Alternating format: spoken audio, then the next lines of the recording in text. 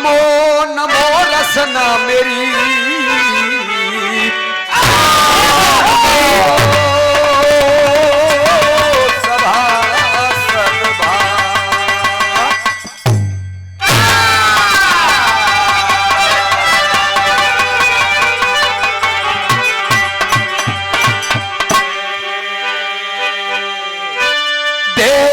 सब देवता अरे बुध जी भगवान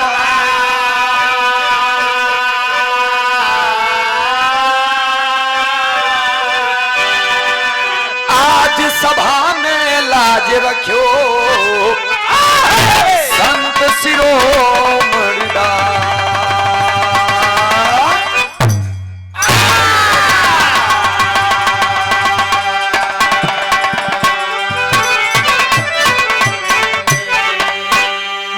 जी आप है कष्ट निवारण तो अरे बुद्ध जी आप है कष्ट निवारण।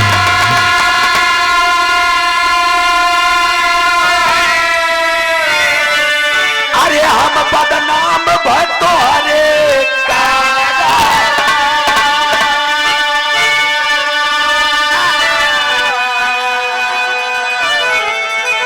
तारन तारन कैद्या स्वामी हो हमारा।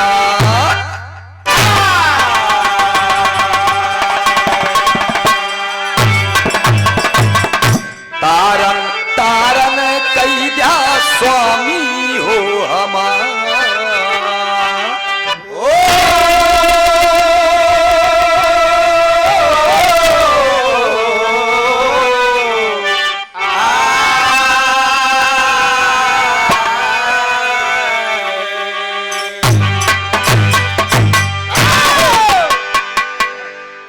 अच्छा बाबूजी, सबसे पहले डंगहर की ऐतिहासिक पावन सरजमी को प्रणाम करते हुए माता वसुंधरा की गोद में बैठे हुए तमाम दूर दरार से आए हुए नात रिश्तेदार, घर परिवार के जुटे हुए एक एक नागरिक, एक एक सदस्य,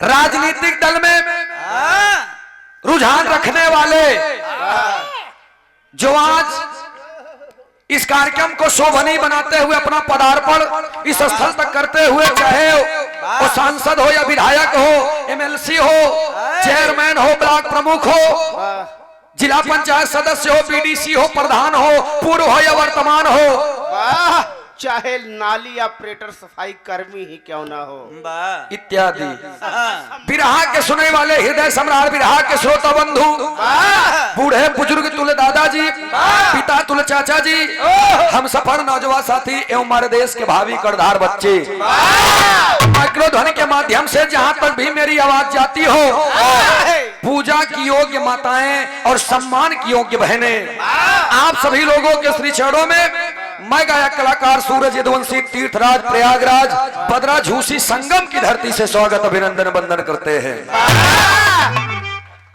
शानदार कार्यक्रम का आगाज रहा। बगल के पार्टी में काजल कोकिला,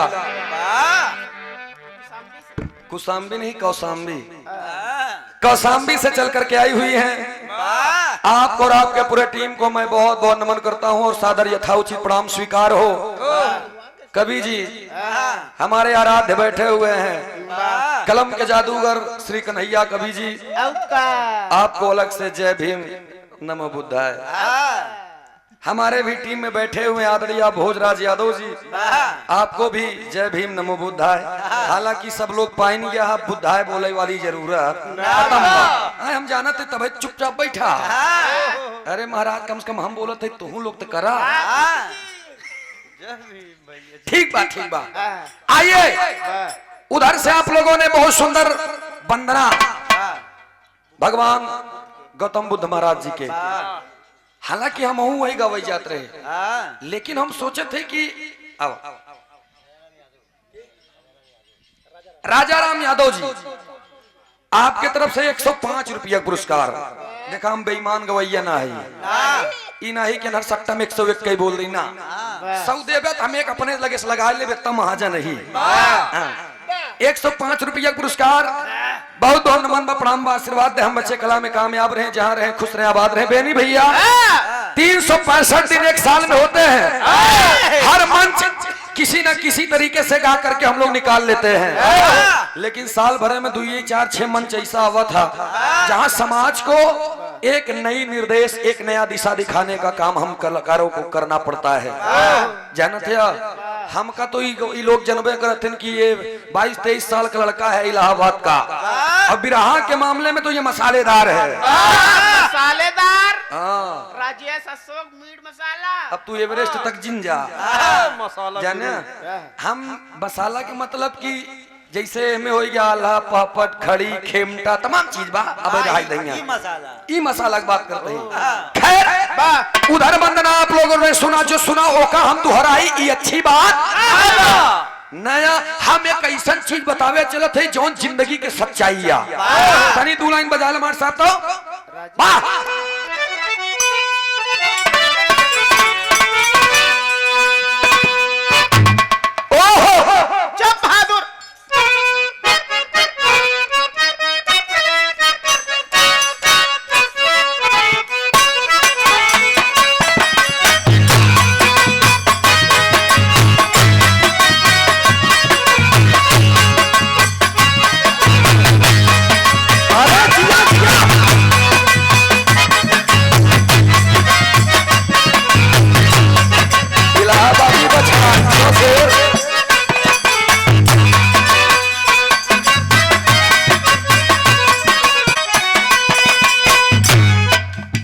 लड़की रहे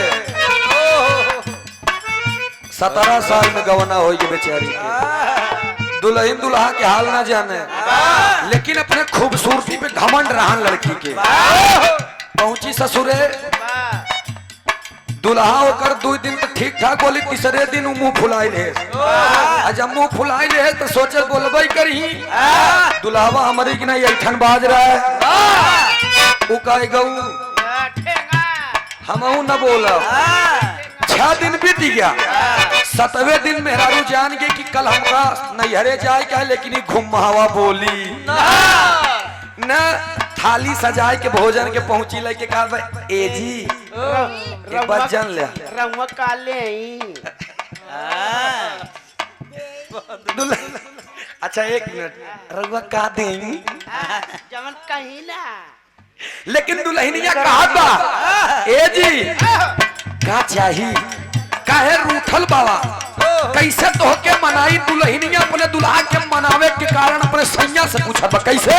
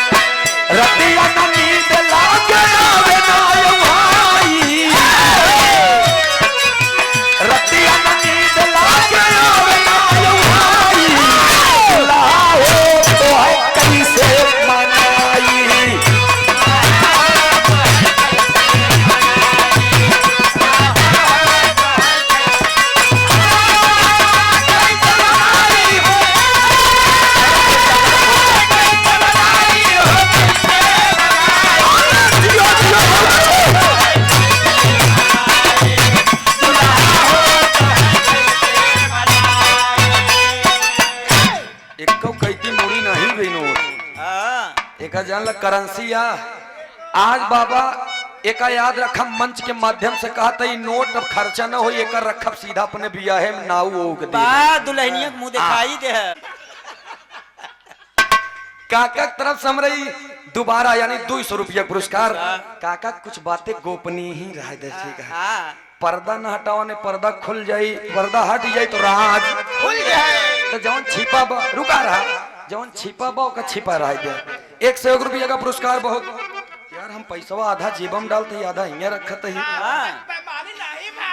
लेकिन ये भैया हो तनी गीत पे ध्यान दीजिएगा। कवि की कलम उठत बा और संकेत करत बा कि हमारे इस धरती पर हर इंसान, कोई भी इंसान हो, अपने माँ के उदर से जब पैदा होता है, गर्भ से जब पैदा होता है, उसे जानकारी कुछ नहीं, लेकिन इस धरती पर हम आपके असली गुरु कौन है इसका ज्ञात कराने वाले हमारे महाराज संत शिरोमणि रविदास जी महाराज। उनका एक अलग से बातें थी, उनका एक अलग बात रही नहीं भैया। क्या बात रही? कवि की कल्पना संकेत बरकत आई।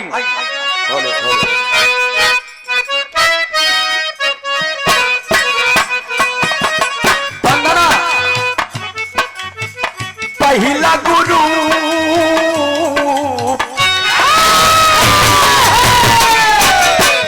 धरती पे हमार तो हर पहला गुरु किया। ये जिंदगी की सच्चाई है, ध्यान दिया दोस्त। पहला गुरु हुए बाबू माई, पहला गुरु हुए बाबू माई, यही सच्चाई है। अंगुली पकड़ो जिसने चलना सिखाई, अंगुली पकड़ो जिसने चलना सिखाई, पहला गुरु हुए बाबू माई, पहला गुरु हुए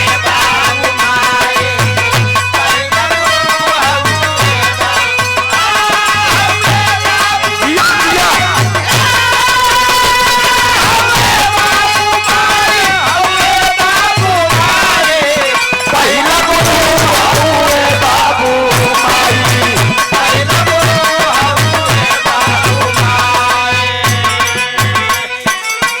अब आप सोचिए, बात है हमारे समाज में बहुत सारे पढ़े लिखे विद्वान बैठे हैं, टहलते हैं, घूमते हैं। बाबा भीमराव अंबेडकर साहब का नाम जपने वाले बहुत सारे लोग मिलेंगे। अभी काजल जी ने बताया ना कि जय जय जय जय जय भीम, एका करे से हम तू थोड़ी बदल जा, इसे करने से हम आप नहीं बदल जाएंगे। बता तो रहे कि 365 दिन हो तो साल भर में एक दिन जय जय जय जय जय भीम। संत बाबा संत रविदास महाराज अमर रहे, एक दिन नारा लगाए से कोनो बदलाव आवे वाला नहीं बा। मैं कहता हूँ आप महाराज रविदास जी को मत मानिए, संत रविदास जी को मत मानिए, बाबा भीमराव अंबेडकर साहब को मत मानिए, उनको मत मानिए, लेकिन उनकी मानिए। उनके बताए रास्ते उनको मत मानिए, लेकिन उनकी मानिए, क्योंकि वो अपने लिए नहीं त्यागे हैं। सोचिए, ऐसे ऐसे महान पुरुष रहे हैं जिन्होंने अपने 4 बच्चों, पत्नी सहित ना जाने क्या क्या बलिदानियां दिए हैं, लेकिन हमारे समाज के लोग अब कोनो के मेहरारू तबीयत खराब हो जाए, सर्वनाश हो जाए, लेकिन भगी मेहरारू वही लगे। लेकिन ऐसे ऐसे समाज में वीर पैदा हुए जो हम आपके लिए अपने सब चीज की कुर्बानियां दे करके फिर हम आप लोगों के नाम आजादी दे दी।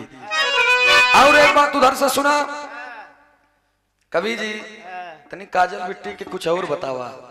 विराह जगत में एक अलग पहचान है काजल का, और मैं बड़ा सम्मान देता हूँ। एक बात और आप लोग सुने कि आप लोग अगर तैयार नहीं रहेंगे तो मनुवादी फिर मनुवाद धारा लागू कर दें। पागल अब खत्म ही कहाँ भाबा, जब से लागू भाबा अब खत्म ही कहाँ भाबा। लोग कहीं देखा बेनी भैया खत्म होता, ऐसे ऐसे सनातनी पैदा हुए हैं। अब तू डाल दे, हम जानते ही नेट पे, ऐसे ऐसे सनातनी पैदा हुए हैं। शंकराचार्य महाराज जी को आप लोग जानते हैं, इतना बड़ा बाबा माघ मेला में मारा गया, इतने वर्ष से मेला लग रहा था, लेकिन कभी ऐसा नहीं हुआ कि शंकराचार्य महाराज शक्तिपीठ ऐसे बाबा जो बिना स्नान किए संगम से वापस चले जाए। लेकिन इस बार मेला ने इतिहास रच दिया और वो चले गए। खैर अब तनी से पहला गुरु हवे माई बाबू पहले अंतरे में कवि जी ने लिखा है, क्या लिखा है?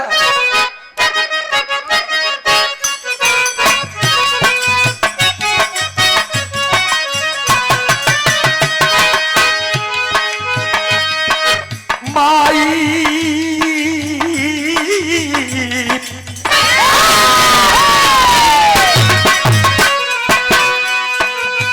गर्भन रख ली अपने माई 9 महीना।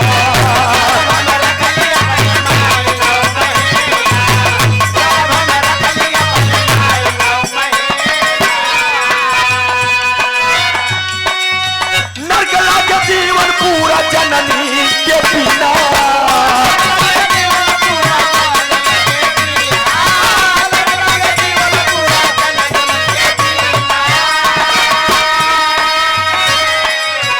दुखों में ममता के आंचल ओढ़ाई, दुखों में ममता के आंचल ओढ़ाई। पहला गुरु हउए बाबू माई।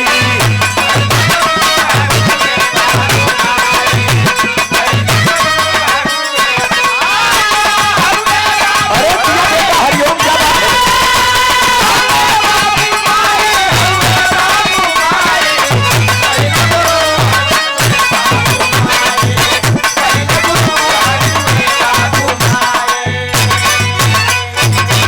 आप तो हमारे बात पे ध्यान दिया।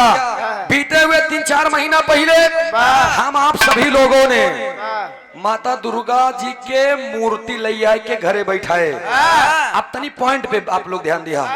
दुर्गा माई के मंदिर लेकर के आए, बैठाए द्वार पे, और अकेले के दम पर कहीं किसी गांव में नहीं होता पूजा। ध्यान दीजिएगा, पूरे गांव में चंदा लगता है, चंदा, सामूहिक चंदा। भैया 500 तू दे दा, 200 तू दे दा, 11 तू दे दा, 21 तू दे दा, तू प्रधान है, तू 5000 दे दा, और 50,000, 1,80,000 इकट्ठा करके मिट्टी की मूर्ति खरीद करके लाते हैं। और ये आदरणीय आप सम्मानित श्री महेंद्र मास्टर साहब इस भाव पर प्रसन्न होकर 500 रुपया का पुरस्कार देकर सम्मान किए। जोरदार ताली बजा करके आप लोग सम्मान कीजिएगा। और अभी स्वागत के कड़ी में हमारे जितने भी लोग सम्मान किए हैं, नमो एक बार बोल रहा था, हम नमो ले ली, 2-4 नाम बोल रहा इसे। राजेश गौतम, रामचंद्र बिंद जी और सूरज सोनकर जी, हमारे नौरासी भैया। खैर समय में काम निपटाए ले, कोनो दिक्कत नहीं बा। राजेश भारती जी, अच्छा बाबूजी, ये कार्यक्रम का आयोजक है महाराज, इनके ढेर महाराज जी हमका बहुत बढ़िया याद करने का जान लबे नहीं भैया। कई बात आगे पीछे हुई, हालांकि कार्यक्रम न आने का एक कारण भी था, लेकिन हमने कहा अगर हम कार्यक्रम बाबूजी से बात हुई और इतना दिल से बुला रहे हैं तो हम जाप जरूर। और इन्हीं का प्रेम यहाँ तक घसीट लाया और आप लोगों का दर्शन पा करके हम भी कृतार्थ हुए। मैं चाहूंगा इस धरती के नाम से जोरदार ताली बजा करके सम्मान करेंगे। और भी जितने भी लोग थे सभी लोगों का मैं शीर्ण वंदन करके प्रणाम करता हूं। लेकिन अब तनी पॉइंट पे आवा। नौमी 50,000, 80,000, 1 लाख इकट्ठा करके माता दुर्गा के पंडाल में बैठे हुआ और मिट्टी की मूर्ति के 9 दिन पूजा करवा, जय माता दी, जय माता दी, जय माता दी करके। लेकिन 1 किलो सेब, 2 दर्जन केला, 1.25 किलो लड्डू ले जाए चढ़ाए देवे दुर्गा माई की। बसाता अलग से, बसाता नहीं मूर्ख, बतासा। धीरे धीरे जान ए भैया ले जा करके चढ़ाएंगे, सर्वनाश हो जाए, लेकिन पूजा कर ब्या। सोचिए 9 दिन के बाद में उसी मिट्टी की मूर्ति को कहाँ ले जाते हैं? पानी में। यानी कि अब 80,000, 50,000, 1 लाख रुपया कहाँ गया? कहाँ? पानी में गया ना पानी में, गया पानी में। हर गांव में कोई ना कोई ऐसा घर होता है जिस घर में गरीब इंसान दाने दाने के लिए तड़पते हैं और पैसे को, पेट को काट करके पैसे इकट्ठा करते हैं। किस लिए? उनकी बहन बेटियां जवान होती हैं अपनी इज्जत को ढकने के लिए। क्यों हम आप लोगों के अंदर मानवता नहीं जगती? गाय जा रही है, गाय में गौ माता दिख जाती है, गौ माता जा रही है।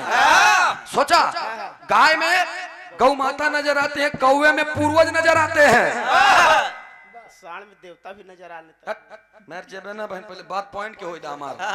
इतनी नजर आप लोगों की तेज है, हम आपकी तेज है क्यों आप लोगों को ये नहीं नजर होता, ये ध्यान नहीं होता कि जिस तरीके से 80,000, 50,000, 1,00,000, 1.5 लाख इकट्ठा करके मिट्टी को ला करके मिट्टी की मूर्ति का पूजा करके हम लोग फिर पानी में फेंक देते हैं, किसी को दे दे उसी तरीके से कि उसकी इज्जत भी ढक जाए और कर्ज का बोझ भी ना आए और वो गरीब खुदकुशी करने पर मजबूर भी ना हो। लेकिन ये सोच, ये समझ किसी में नहीं है। वही दुर्गा माँ के पूजा करते हैं, उस मिट्टी की मूर्ति का संदेश आप लोगों ने सुना है। एहसास वही मूर्ति जो बोलती है, जो संदेश देती है, एहसास किया है आपने? नहीं, वही मूर्ति बताया करती है कि है बेटा 1 किलो सेब, 2 दर्जन केला, 1.25 पाव लड्डू से दुर्गा ना खुशी हो जी है। जिसने तुम्हें जन्म दिया, जिसने तुम्हें पाला पोसा, जिसकी बदौलत तुम इस धरती पे हो, जिसकी वजह से तुमने मुझे जाना है, घर में बैठे उस बूढ़े माँ बाप को खुशी कर लोगे तो ये दुर्गा अपने आप प्रसन्न हो जाएगी। लेकिन जीव जानत है मन मानत नहीं, जियरा जानत बा लेकिन मन मानत नहीं। बस दूसरे अंतरे में कवि जी ने लिखा है क्या?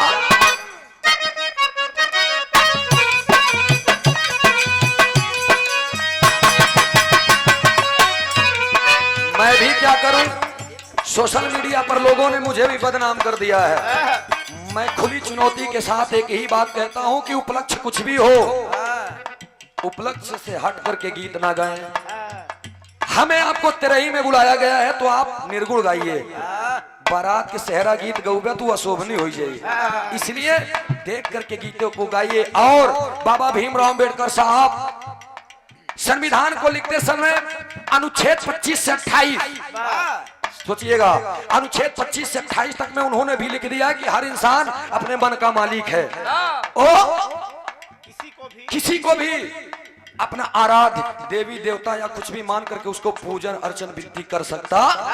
किसी की भावनाओं को, किसी की आस्था को ठेस पहुंचाना या किसी के हक की बात नहीं है। ये पढ़े लिखे समाज में आज हम लोगों के सामने, अगर पढ़े लिखे समाज में हम लोग गीत की प्रस्तुति दे रहे हैं तो एक एक पॉइंट भी नोट होगा का भैया। यही से दूसरे अंतरे में कहल गया कैसे?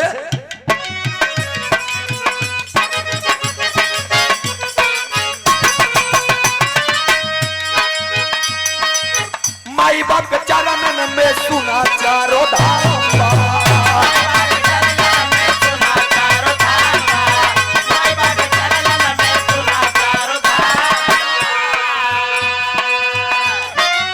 जिंदगी जिए के मिलल जैसे पहचान बा।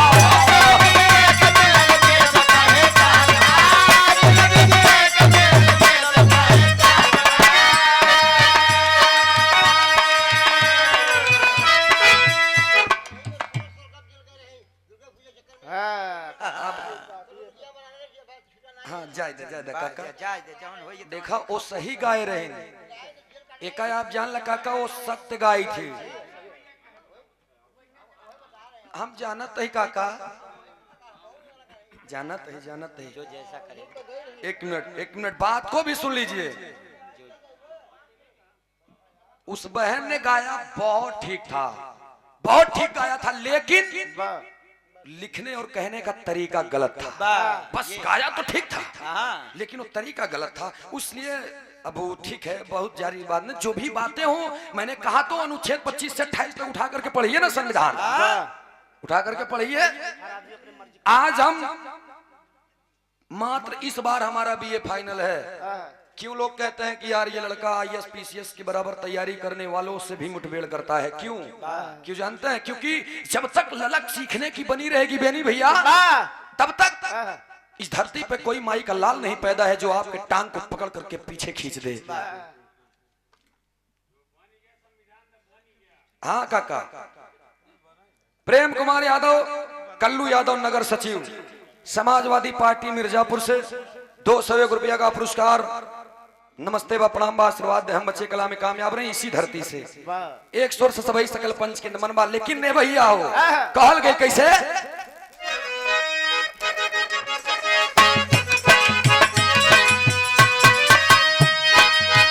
माई बाप के चरणन में सुना चारों धाम,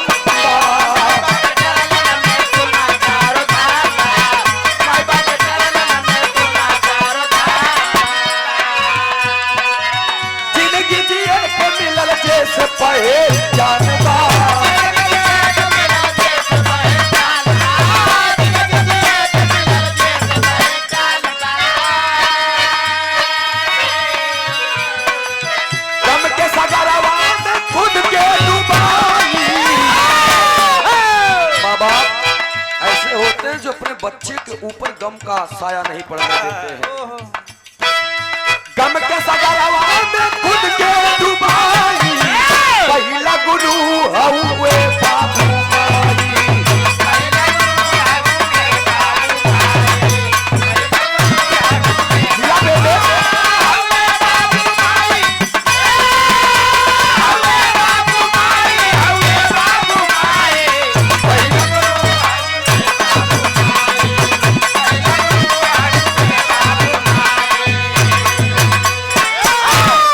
मैं ये नहीं कहता हूं कि आप किसी को मानिए मत मानिए, लेकिन सत्य को भी तो जानिए।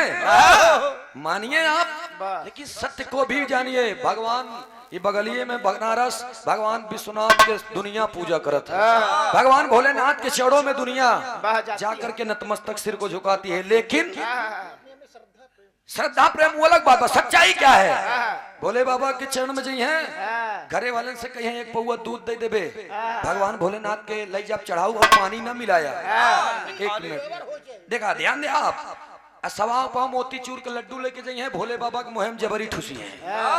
एक किनकी नहीं जात उनके मुहिम का जान लिया, एक किनकी नहीं जात। और जौन दुधवा रहा था, नाग देवता के मुहना में आजुरी हाथे लगा के कहीं हल्ला, नाग देवता तू पी ले, तू खुशी रहा तो शंकराव जी खुशी। हाथ काहे लगावत हैं जानत है? पत्थरे की मूर्ति पे, पत्थर इनके नाग देवता है। न ये बोली, न ये काटी, न ये फूकी, न ये दौड़ाई। ये बड़े हाथे के अजूरी लगाई के ढरका लगा के पियावत है नाग देवता के। और जब सही सही नाग देवता निकल आवत है तो मोटकी लाठी मोटका बांसे रही लागत है। सोचा यही तो हम सोची थी बेनी भैया, यही सोची कि मुर्दे से इतना प्यार और जिंदे से इतनी नफरत कि मुर्दा दूध पिया होता जबरी जात नहीं भी मुहे में उसे पर आया। जो सही सही की रहा सांप निकल तो का मट्टो पे मट डाउ ने फोटो खींच ली, नगिनिया पदला ले ली। बारे आदरणीय आप बाबूजी हमारे राजेश गौतम जी 100 रुपया का पुरस्कार इस भाव पर प्रसन्न होकर बहुत बहुत नमन प्रणाम आशीर्वाद दे। हम बच्चे कला में कामयाब रहे, चाह रहे, खुश रहे, आबाद रहे। जय भीम नमो बुद्धाय।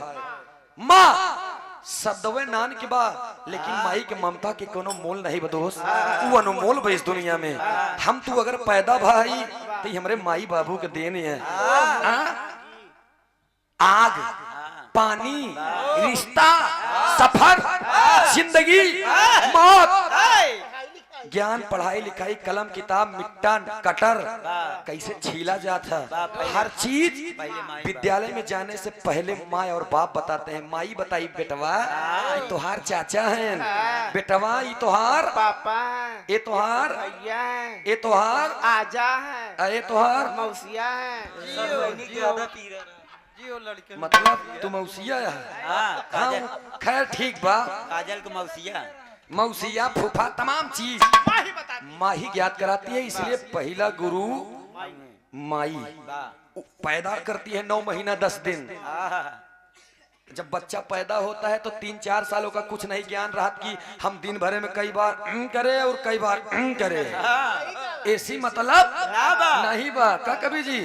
तब वो महतारिन रहा था जो सारा सेवा भाव करा था। मम्मी अच्छा आजकल के जमाने वाले के काजल देखा, तू बच के रहो, तू बच के रहो। आज पहले के जमाने में दादी माई का कह रहा है तो लड़किया के सिंगावा ए लल्ला बेटवा माई कहूँ माई, बाबू कहूँ बाई बाबू। आज वाले के हेलो बाय बेटा, ओ लल्लू मोम कहो मोम, डैड कहो डैड। उना ही बोल पाए तब को मोम मोम मोम तो मोम तो नहीं करीन जाई पहले डैड। लेकिन माई बाबू में जौन प्यार जौन रसीलता बा उहे में बा। गुरु घराने के परिचय में बतावल गइल कौने अखाड़े से ताल्लुकात बा हमार बिरहा जगत में के हमार माई बाप हवे। आई मां साहब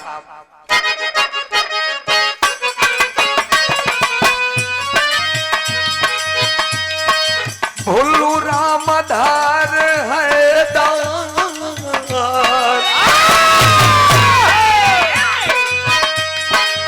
भुल्लू रामधार है दर काली भय सपना।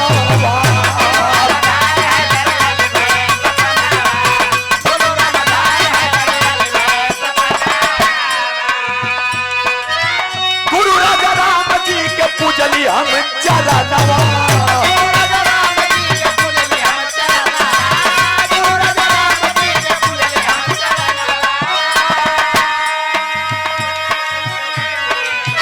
सूरज भोजराज के चमके कविताई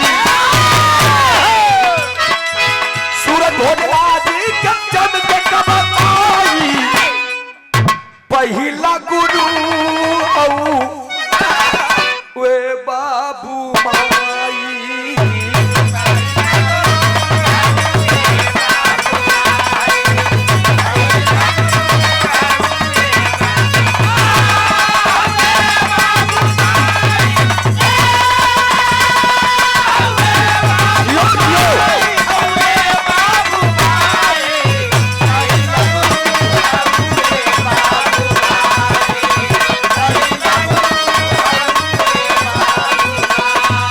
पहिला गुरु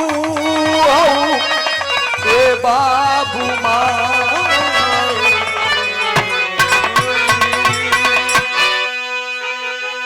माई बाबू के वंदना खत्म भाई। न्यू ट्रेंड ने मुझे जाना है और आई मान साहब इतनी हमारे पुरखन के साथे साथे हम सफर साथियों को भी तारते चले।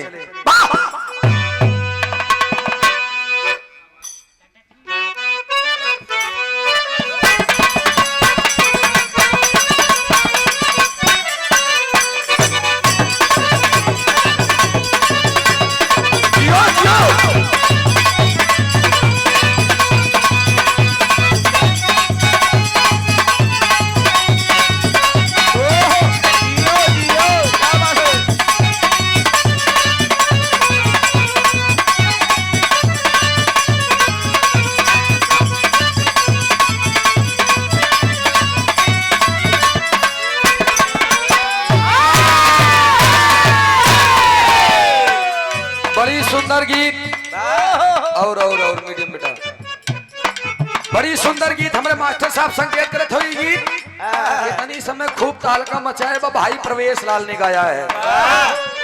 का बोले बाप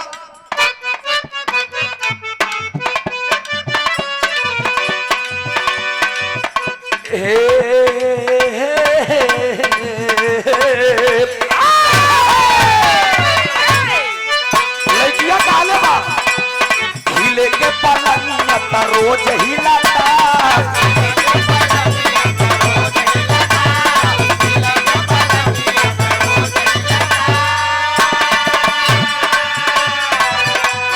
लेकिन ना भातार में वो मजा मिलता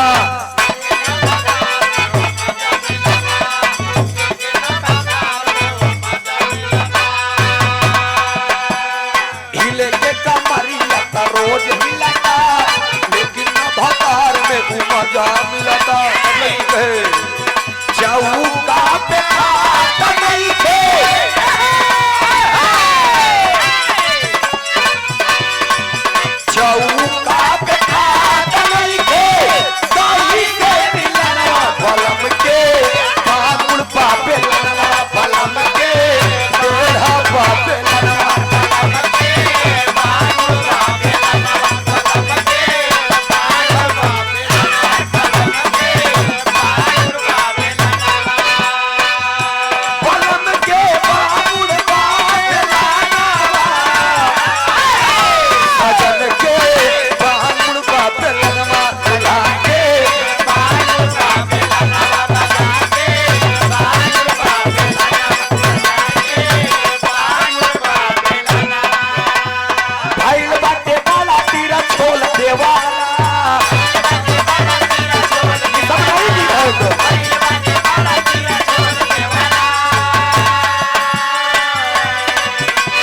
भाईल बाटे बाला तीरा छोल देवाला रोज राती में पढ़ावेला भूगोल देवाला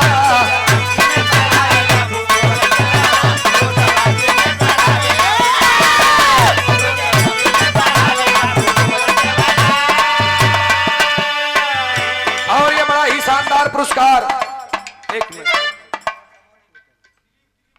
दिलीप कुमार जी 51 रुपया का पुरस्कार बहुत बहुत नमस्ते बा प्रणाम बा आशीर्वाद दे हम बच्चे कला में कामयाब रहे जा रहे खुश रहे आबाद रहे। कहे एक लाइन कैसे, अरे बलमा बलमा मोरे राजा कदर न जाने बाली रे उमरिया के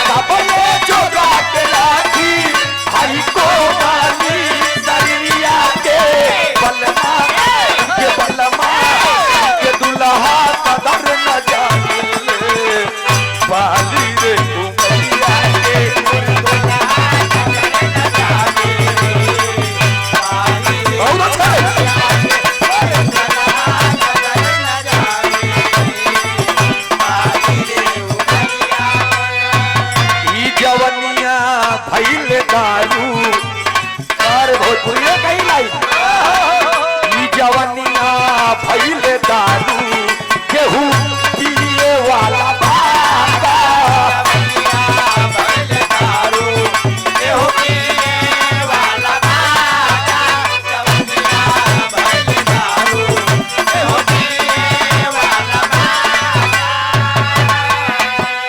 मस्ती में जिया तारी जवनिया भइले दारू केहू पिए वाला बाटा भइले दारू केहू पिए वाला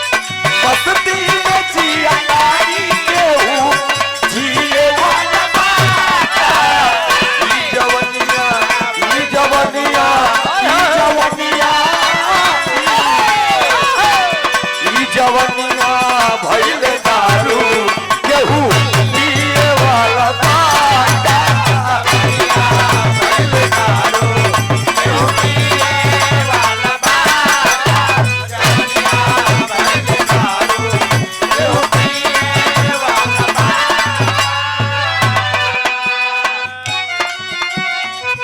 और मैं चाहूंगा एक जोरदार ताली बजा करके आप लोग सम्मान कर दीजिए हमारे भाई एमवीएफ म्यूजिक के प्रोपाइटर राहुल सिंह जी। इनके चैनल पे हमारे कईयों गाना मिलियन में भी गवा और लाख भी गए हैं और बड़ा सम्मान भी मिलता है। यहाँ से लेकर प्रयागराज तक चले जाते हैं रिकॉर्डिंग करने के लिए। और 6 लाख सब्सक्राइबर भी हैं। आप लोग एमवीएफ इंटरटेनमेंट जब यूट्यूब पे सर्च करेंगे तो भैया के हमारे चैनल आई जाए जौन गाना आज होत बा कि कल परसों नरसों भरे में ही चैनल पे भी आ जाए। 201 रुपया का पुरस्कार राहुल भाई के नमस्ते बा प्रणाम बा। कहे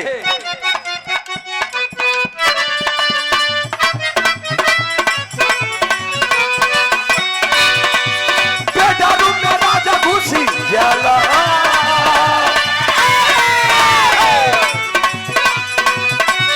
बेडारूम में राजा घुसी जाला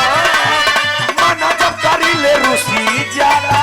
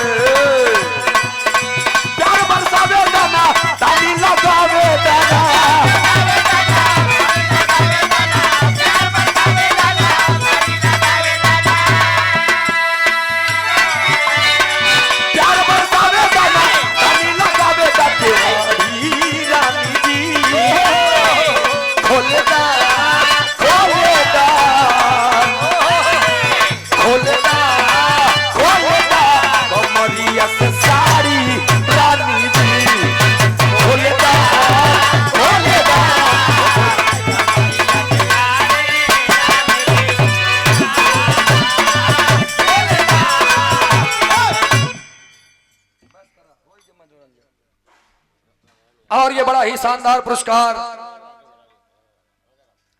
इधर जब भी विराह होता है तब आप आते हैं हमारे बिरहा संघ के अध्यक्ष।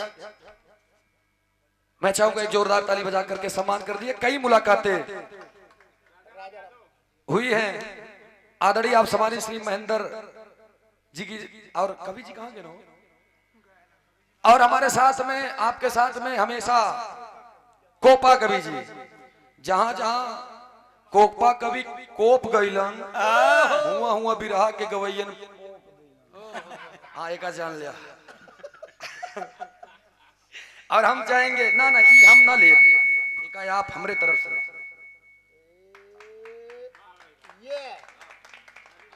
देखिए कलाकार कुछ भी हो नहीं भैया। हाँ क्षमा बलन को चाहिए, छोटन को उत्पात हुआ लगे बात बा। कवि जी हमारे काबू करत ने का जान ला। इधर चाहे जितना भी कार्यक्रम हो कवि जी जाते हैं और हम कहते हैं कवि जी हमारे मंच पे आइए, तो कवि जी के ना ते अपने मन के मालिक है, तो के बतावे के जरूरत नहीं बा। आइए सुंदर गीत के प्रस्तुति आप लोगों के सुने के मिलल 12 बजत बा। लोकगीत हम चाहत तो गाँव के एक छोट के बिरहा आप लोगों के बीच में हम प्रस्तुत करे चलत है। प्रभु संत शिरोमणि रविदास महाराज जी की बात। कहानी हमारी बनारस से उठबो करिए जान लिया। हाँ यहीं से आज मड़ुआ डी बा, ध्यान दीजिएगा। इस सब चीज में भी बहुत कारनामा बहुत बड़ा बड़ा। एक बात जान लो, वेद में भेद नहीं, भेद है विद्वानों में। और सच किसी ने सच ही कहा है कि वेद में बहुत बड़ा बड़ा छेद बा। यही से दोनों अगर दोनों आप पढ़े होंगे तभी बराबर बात कही पोबा न था बात। और एक तरफा बात करने वाला कलाकार कभी कभी फंस जाता है काजल, कभी कभी फंस जाता है। उसे ये भी जानकारी और वो भी जानकारी, दोनों जानकारी होनी चाहिए। एक आवा मार साहब तनी से 4 लाइन के भूमिका देला, एक छोट के भी रहा हो जाए।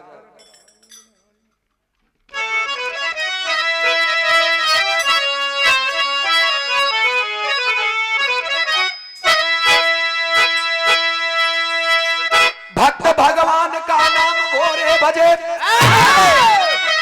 भाव भक्ति करग रग भरी। सत्यम शिवम सुंदर न्यासता, शांत स्वर है सुधार स्वरी। संतों में संत रविदास जी, दिल में लेकर के चलते हैं अरदास सभी।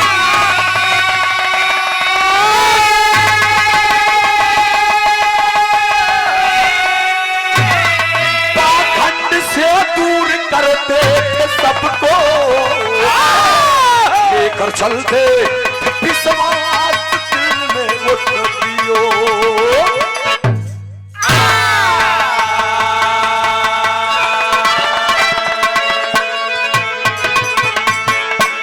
गौर करेंगे आप सब। महाराज प्रभु हमारे संत शिरोमणि रविदास जी का पैदा होना ही विरोधियों के लिए, ब्राह्मणों के लिए, पाखंडियों के लिए, ये जान लीजिए उनके लिए तो इस धरती पर भी महाकाल का जन्म हो गया। यही से पूरे बिरहा का संदेश लेकर एगो कव्वाली के टुकड़ा बता दो मार साहब। आई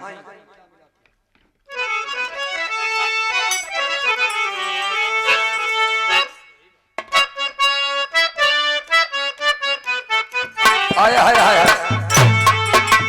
हाय। अरे नजरे मिला मिला के, हो नजरे मिला मिला के मुस्कुराइए नया।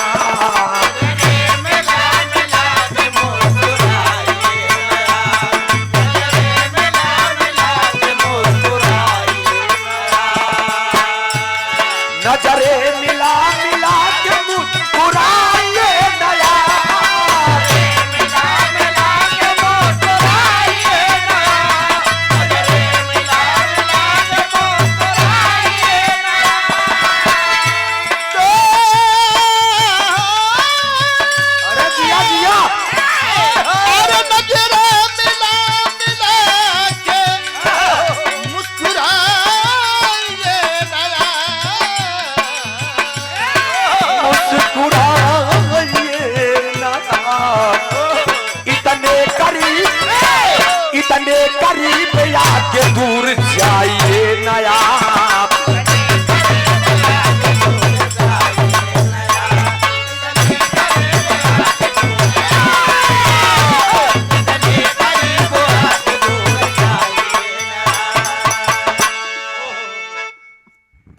और ये अच्छा ही क्या बात है, आदरणीय आप सम्मानित श्री राजा राम जी ये हमारे हारमोनियम मास्टर के वादकी और गायकी पे खुश होके यही बरे कही थी हमेशा बोला करा फायदा बना 50 के 20 पहले पाए आए एक ही काम हो चुका है। बहुत बहुत नमन बा प्रणाम बा आशीर्वाद दे हम बच्चे कला में कामयाब रहे। इनका पिया ही देना एक स्वर से सभी सकल पंच के नमन बा, लेकिन ध्यान दीजिएगा आप लोग कहल गए कैसे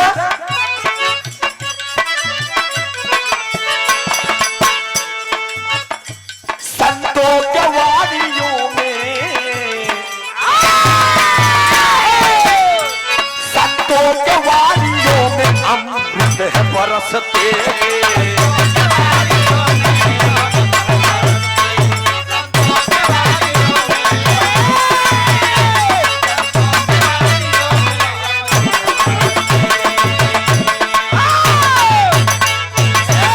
संतों के वादियों में अमृत है बरसते।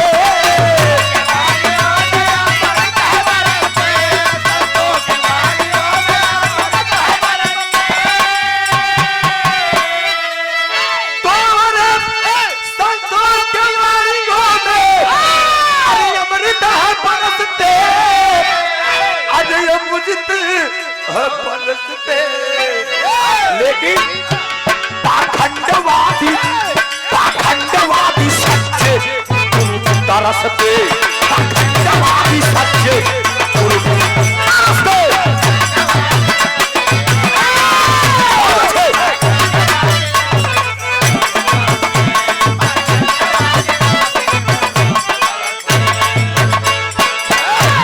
पचास तो हूँ पाएगी।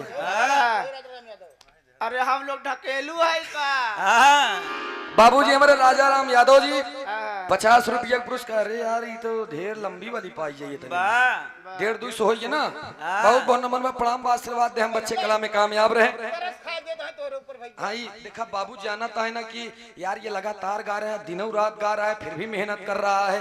किस लिए गा रहा है? पैसे के लिए गा रहा है। अरे यार तू तो लई बढ़ा था हमारे सारी बनी बनाई। ई बाबूजी हमारे राजेश गौतम जी 101 रुपया पुरस्कार इस भाव पे प्रसन्न होकर आज करेंसी मिलती है टाइट टाइट में रखे भैया। बहुत बहुत नमन बा प्रणाम बा आशीर्वाद दे हम बच्चे कला में कामयाब रहे, जहाँ रहे खुश रहे आबाद रहे। संत संत किसे कहते हैं अभी आप लोगों ने काजल कोकिला जी से सुना। संतों का मतलब ही यही है बेनी भैया। अब महाराज हमारे भगवान हमारे प्रभु श्री संत शिरोमणि महाराज जी किसी प्रकार का लालच लोभ इस समाज से नहीं रखे और अपना सब कुछ न्यौछावर करके हम समाज जितने भी भोले भाले समाज के लोग थे सबको इन पाखंडवादियों से बच करके रहने का एक निर्देश एक संदेश दिया है उन्होंने। और जानते हैं आज के जमाने और आज के संत क्या करते हैं, कोनो ऐसा संत न होइएगा, ध्यान दिया आप, कोई ऐसा संत नहीं होगा जिसके पास 1 करोड़ 50 लाख 2 करोड़ 5 करोड़ रुपया न हो।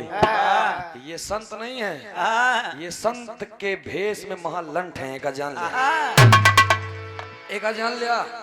शंकराचार्य महाराज जी से लेके अब बतावा आपकी बैठ गए धरना पे न करम न कराई दिए। सेक्टर नंबर 5 में हमार घर आई इनकर लोग के बहुत मनमानी देखी है, हमें का जान लिया। अब हम आप लोगों के एक छोट के बात आपन बतावत ही।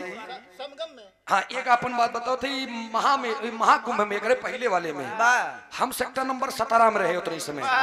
और बाबा जी हरे आवे जाए हम बिरहा गाय के घर है लोबर पहन के बैठ गए। कहा पता उनका बाबा जी है कि सूरज जाते और यादव वहाँ हम बैठ गए से चाय पियत रहे तो है हम के बाबा बाबा बाबा आइए चाय पीजिए। अच्छा बाबा जी के चाय पिए तो बाबा जी पियन तो 15 मिनट के बाद में कहना हिर सारे बहुत बेकार होते। अच्छा चाय हम पियत रहे तो हम रोक दे चाय हम के अब चाय तो ना पिए बियारी। बाबा इसी बात बोल देन कि हिर सारे महाडपोर होते तो हम अच्छा 2 मिनट और हम के पीला बर्दाश्त नहीं होत बा अंदर अंदर सालत बा। तो हम 2 मिनट के बाद में हमके बाबा कहन का हमके बिस्कुट बिस्कुट खाई लिया। बाबा कहन नहीं अच्छा रहन तो रहन 3 मिनट बाद 4 मिनट बाद फिर कहता है लेकिन आखिर सारे सही बहुत बेकार होते। फिर 12 बजे बातें काम करा। अच्छा और जरिए हमके यारी दोबारा कह देन 5 मिनट और बीता तो हम बाबा जी से सवाल कर गए कि बाबा जी इतना हिरन के ऊपर काहे आप गुस्सा ना काहे खपा। तो कहता है कि बेटवा ये बताओ पहले तू कौन बिरादरी किया। तम के बाबा हम कौन बिरादरी के हैं, हम मानो हैं आपकी तरह हैं, पर सब कहना ही छन मना तो ऐसा लगता है जैसे तू वही रही हो गया।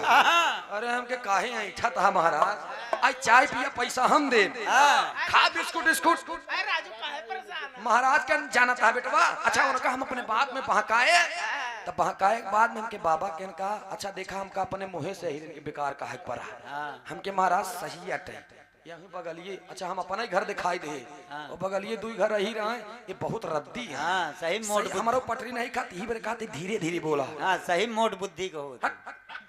अच्छा बगली बैठ गए यार चचा, बगली बैठ गए। अब बाबा बतावे लगे जानता बेटवा हम क्या कहें 70 रुपया देते रहे 1 लीटर दूध के, लेकिन ये सारे पानी मिला के देते रहे हमका। अच्छा हम मन में सोचत है कि कितना वो अहिर दोस्ती कर ब्या, आहिर मिताई तब करे जब सब जात मरी जाए।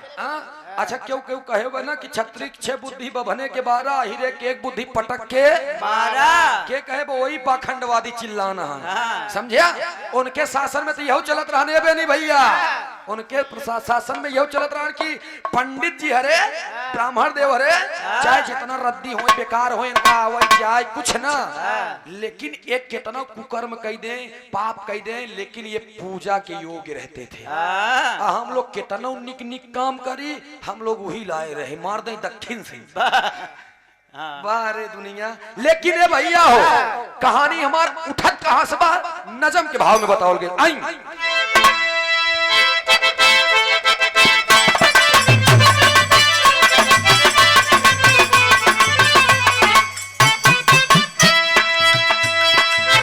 जिला बनारस,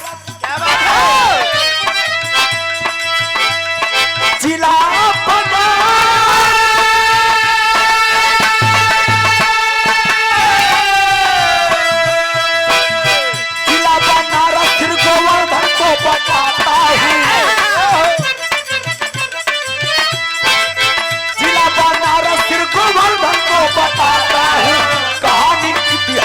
सभा में सुनाता हूँ।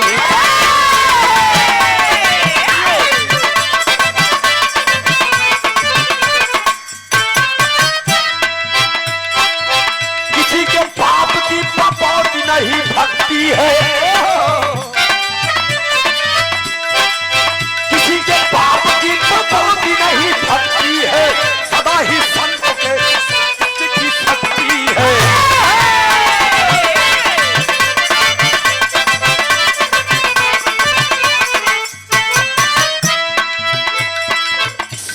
गोवर्धनपुर गांव है बनारस में, सुनिएगा ये बगल के बात बा। पिता संतोष दास, पिता संतोष दास का मन विभोर हुआ, पिता संतोष दास का मन विभोर हुआ, पैदा रह दास वो चार मोरी शोर हुआ।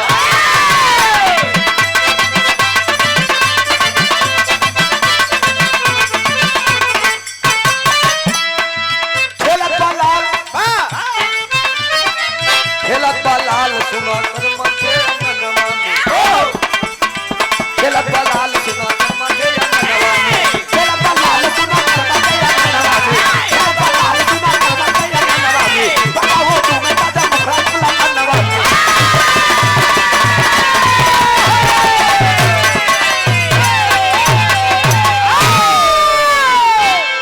8-9 महीना भवा भाई लड़किया ढोलक बजाओ, केवल 8-9 महीना भबा। और हमारे एक आदत बस जब दुनिया जी का ठोकर मार देता तो हम बुलाई ले थी आ बच्चा 8-9 महीना में इनका हम टाइट कह दे मार मार जे कभो पूछत नहीं रहन, वो अब कहे लगे यार हरिओम ठीक ठाक बजावे लगे। लेकिन ध्यान दे आप, यही श्री गोवर्धनपुर में बाबू संतोष दास के आंगन में एक बच्चे का जन्म होता है जिसका नाम रैदास बताया गया। रैदास पैदा हुए जब वो पैदा हो गए आज हम आप लोग जन्मोत्सव समारोह में हम लोग इकट्ठा हुए हैं, जन्मोत्सव मनावा जात बा। जब रैदास महाराज पैदा हुए, रैदास भगवान पैदा हुए, तब हुआ सोहर होत रही मार साहब। पुरान सोहर एक कौन होई, सब नया होई।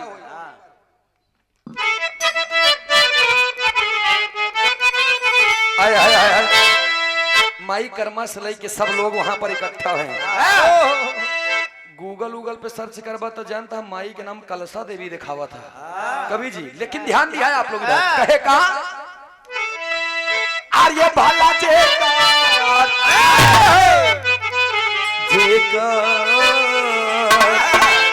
ओ भाला जेकर पिराई उहई जानई तू सर कौनो का जानई भाला जेकर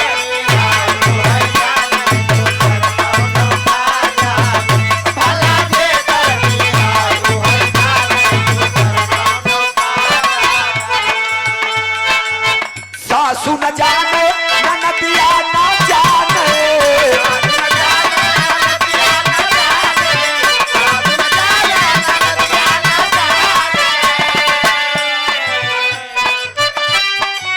अरे सासू न जाने ननदिया न जाने जकरई ऊपरा परई उहई जाने दूसर कौनो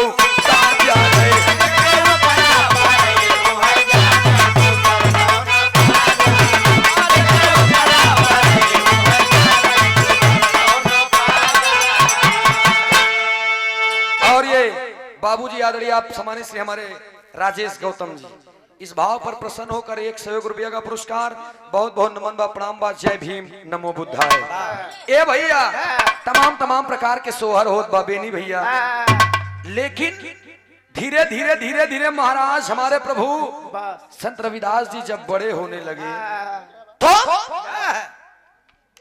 उस समय पढ़ाई लिखाई शिक्षा ग्रहण करने का कोनो बातें नहीं पैदा होत रही तब, लेकिन प्राकृतिक शक्ति एक ऐसा जलल बारे प्रभु संत शिरोमणि रविदास जी प्राकृतिक की शक्ति से अपने मन को उज्ज्वलित करके पूरे समाज को एक नई दिशा दिखाने का काम किए।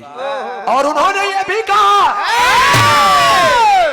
मैं एक ही बात कहता हूं बेनी भैया, जो दिल से टूटे वो पैदा विश्वास नहीं होंगे, जो दिल से टूटे वो पैदा विश्वास नहीं होंगे, सपने जो चकनाचूर हो जाए फिर दोबारा आस नहीं होंगे।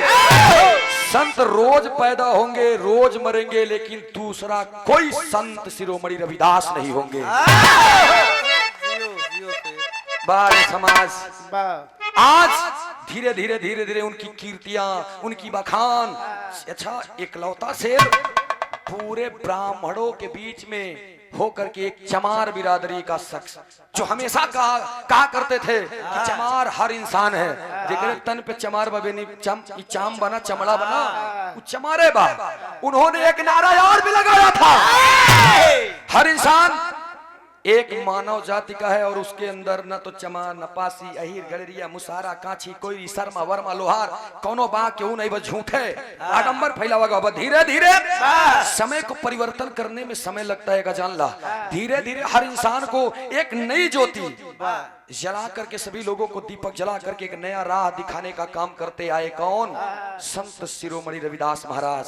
ये बात के चर्चा भइल बा चारों नगर में, और यही बनारस के रहे वाली मीराबाई, नाम आप लोगों ने सुना होगा।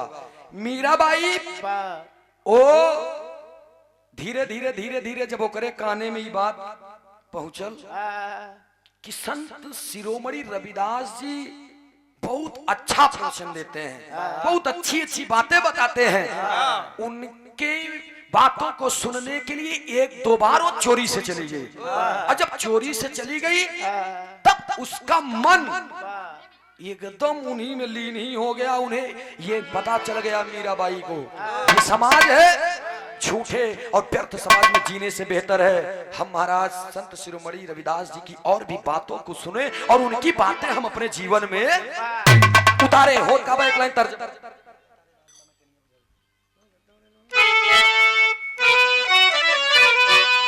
अरे जिया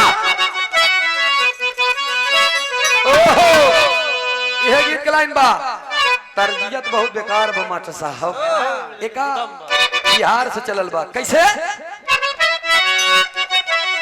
केहू गौले बा अरे लगातार लाज लामट के दियो पुतवेदा डडरी डडर डर डर डडरे डा एकरे आगे वाला जनता हो गया लेकिन है भैया एक लाइन हमें करे एक बताई दे लेकिन एक तर्ज पे दूसरा बताओ थे ध्यान देंगे आप कैसे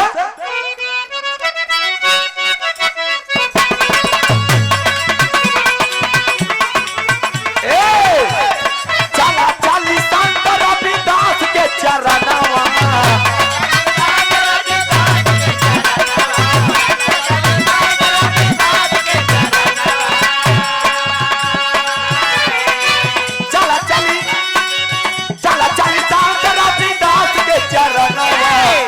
बहुजन हमरे बाबा रतनावा हम बहुजन हमरे बाबा रतनावा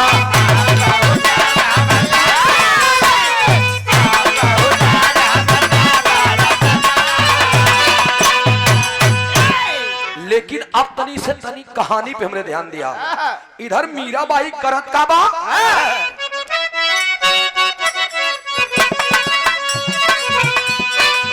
मनवा में सपना सजाई है हसीना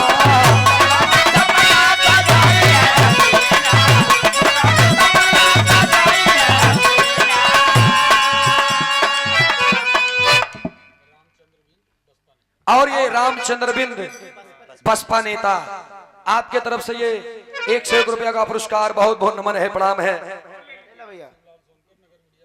और ये शिवलाल सोनकर नगर मीडिया प्रभारी भाजपा हाँ ठीक बा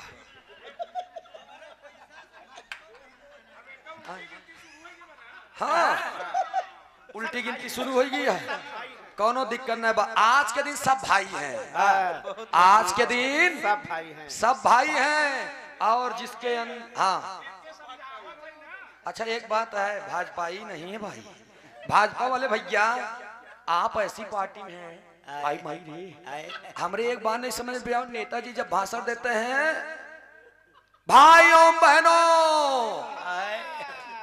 इंटर पास करने के बाद 12 में दाखिला लिया जाएगा हम कहे आए ये नहीं समझ में आवा इंटर किसको कहते हैं और 12 किसको कहते हैं अच्छा इतना तो ठीक है बबेनी भैया भाइयों बहनों साइकिल कुछ नहीं देने वाली हाथी कुछ नहीं देने वाली पंजा से कुछ नहीं मिलने वाला फूल का बटन दबाओ 15-15 लाख खाता में पाओ जवन बेचारेन जवन बेचारेन 100-200 रुपये बड़े तरसे 15 लाख सबसे कह दे हाँ हाँ चल फूल बटन दबाओ मिल जाई पागल खुशी होई गया फूल के बटन दबाई दे बैठे बैठे महाराज जीत गए कई जने पाया 15 लाख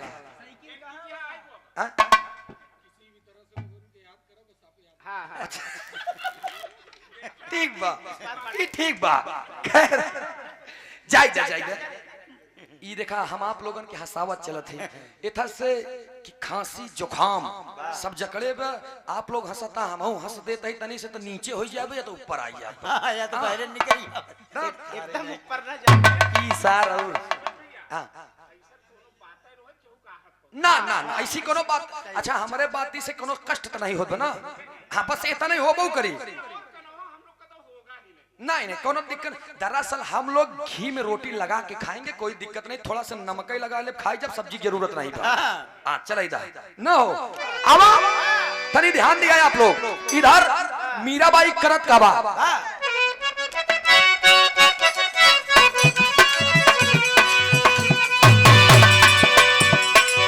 मीराबाई सपना मनावा के सपना सजवले बा हसीना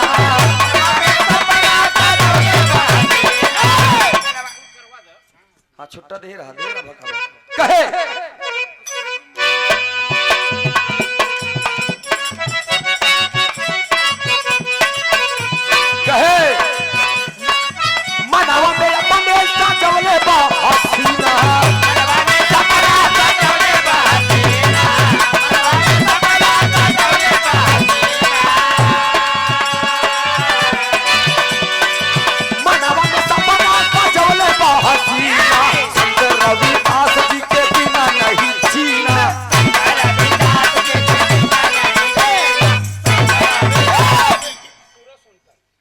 के नाम पे रे।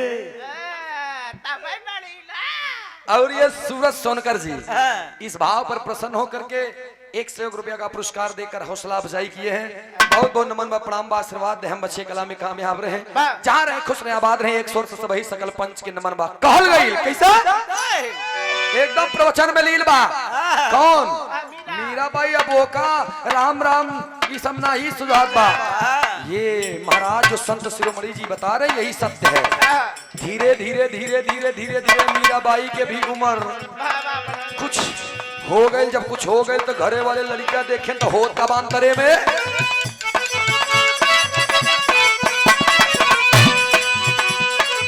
धीरे धीरे जवा हो गई ले उमरिया।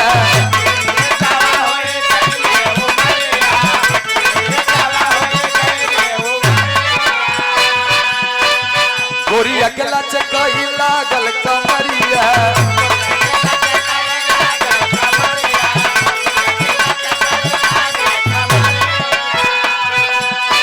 हीरा जैसे चमके लागल सुनाऊ नगीना। हीरा जैसे चमके लागल सुनाऊ नगीना। शंकर रविदास जी के बिना नहीं जीना।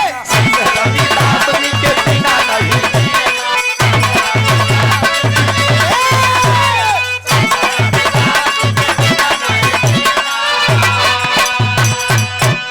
आप देखा मीराबाई धीरे धीरे कुछ जवा होती है और जब जवान होगी तो चित्तौड़गढ़ के राजा महाराणा प्रताप सिंह के भाई राणा सांगा के बेटे के साथ में उसकी शादी कर दी गई। पैसे वाला और ये प्रेम कुमार यादव कल्लू यादव नगर सचिव समाजवादी पार्टी डगहर मिर्जापुर से ना हो 201 रुपया का पुरस्कार। बहुत बहुत नमन प्रणाम आशीर्वाद दे हम बच्चे कला में कामयाब रहे। बेनी भैया जैसे गाड़ी डीजल पेट्रोल के बिना ना ही आगे बढ़ती वैसे गवैयों के तनी से अगर देर अब हम लोग चार्ज रहा तनी बात पे हमने ध्यान दिया। आप लोग इधर राणा सांगा के बेटे के साथ में मीराबाई की शादी होगी और जब शादी होगी तो मीराबाई जब वहां पे गई देखत बा कि अरे बाप रे बाप तमाम लोग घरे में पूजा अर्चन विनती देवी देवता के मंदिर उंदिर रख के फोटो टो रख के खूब पूजा करत रहे। ओम नमो भगवते वासुदेवाय नमः। ओम नमो भगवते वासुदेवाय। जय जय भगवती सुर भारती तो चढ़ो प्रमामा नाता तुम्हें जवागीश्वरी सलामते का क्षमा मार पढ़े पड़ा रहा है। आई बात मीराबाई जब गई तो गलती मार के कुर्सी लगा के बैठ के देखत बाई से ऐसे देखत रहे तब महाराणा प्रताप सिंह और राणा सांगा उनके बेटवा पूरे नगर में बात के शोहरत हो गई। जाके जितना भी मूर्ति रहे और वहां पर जितना फोटो फाटू रहे सब उठा के ले जाके फेंक मीराबाई। अब मीरवा जब ले जाके सब फेंक देस तब राणा सांगा के ना ई मीरा नाम के कीड़ा कैसे घरे में फपकारत बरे ई क्या मीरा बताए इसकी कोई देवी देवता नहीं है, सब नंबर है, सब पाखंड है, सब झूठ है। हम नहीं बताते बेनी भैया ये मीरा बता रही है। और जब मीरा इतनी बात कहे तो ये बात नगर के राजा चित्तौड़गढ़ के राजा जब महाराणा प्रताप सिंह के सुने के मिलल महाराणा प्रताप सिंह कहना रे मेरे घर की बहू हमारे मर्यादा के खिलाफ जा रही है। तर्ज लग के मार सब एक कैसे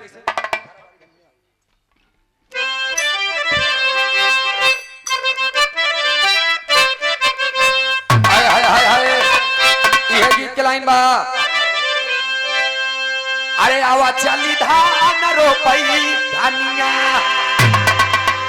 अरे हमका जनता ही हम दोनों माइया। अरे आवा चली धान रोपई रीमा झीमा तारा सतबा पानिया। आवा चली धान रोपई धनिया।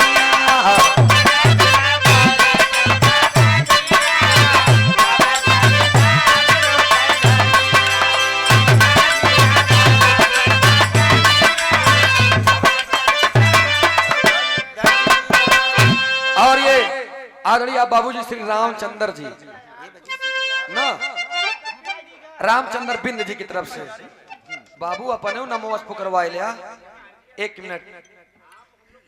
अच्छा आप लोग के गार्जियन है ना, अगर अगर एक जान लिया, अगर बाप अपने लड़कन के नाम से पुकरवावत है, अरे समझा तही भाई भी अगर गार्जियन है बड़ा है तो हम छोटे हैं, उनके लिए बच्चे के स्वरूप हैं। ये जरूरी नहीं है कि उन्हीं लेके जा रिश्ता, नहीं, हमारा भी छोटा भाई है, मैं कभी कभी उसे बेटा कहता हूँ, इसलिए क्योंकि जब बहुत छोटा सा था, 3-4 वर्ष का था, तभी मेरी माँ इस दुनिया को छोड़ करके चली गई, तो मैं 6 वर्ष का था। एक YouTube पे आप लोगों ने सुन भी लिया होगा, ऐसे ही बातों बातों पर मैंने पूरी बातें ही बता दिया था। तो 100 रुपया का पुरस्कार इसलिए मैंने उससे बहुत संजोया है, क्योंकि माता पिता का प्यार मुझे नहीं मिला है। मैं जानता हूँ कि माँ बाप का क्या प्यार होता है। और एक बात जरूर मुझे सीखने को, मैं बिरहा से मैं बहुत दूर था, 5 किलोमीटर का रेस और स्पोर्ट की तैयारी, कबड्डी, सब कुछ अखाड़ा वखाड़ा, तब के जमाने 7 साल पहले 18-19 फीट जाते रहे हम लोग। लेकिन जब मैं इस दुनिया में आया, एक माँ बाप को प्रभु ने छीना और हजारों माँ बाप दे दिया, तब दिल में एक अलग तसल्ली मिल गई कि कोई बात नहीं, घर पे तो मायूस रहते हैं, लेकिन जब समाज में आते हैं, मंच पे आते हैं, तब ये गार्जियन हमको प्यार दुलार दिया करते हैं। मैं चाहूंगा इस जिंदगी में आप लोग जो मुझे लाए हैं और इस तरीके का जो सम्मान देते हैं, इस सम्मान के लिए अपने प्रेम, अपने आशीर्वाद के लिए एक जोरदार ताली बजा करके आप लोग सम्मान करेंगे। और ये बाबूजी की तरफ से कि रामचंद्र बिंद और आप सभी लोगों को 100 रुपया का पुरस्कार, और इस धरती के लिए भी जान इतने में सब बहुत बहुत नमन बा, प्रणाम बाबा महाराज, प्रभु श्री संत शिरोमणि रविदास महाराज जी की कृपा आप लोगों के ऊपर बरसे। बहुत बहुत नमन बा, प्रणाम बा, आशीर्वाद की चावा। लेकिन तनी हमारे बात पे ध्यान दीजिएगा, ये तो तरज के टोन रहे, एक लाइन और बदल के गौली है। कैसे? अरे झूलनी उतार ले बई रनिया, झूलनी उतार ले बई, कुआं न पे भाई आईबू पानिया, झूलनी उतार ले बई रनिया।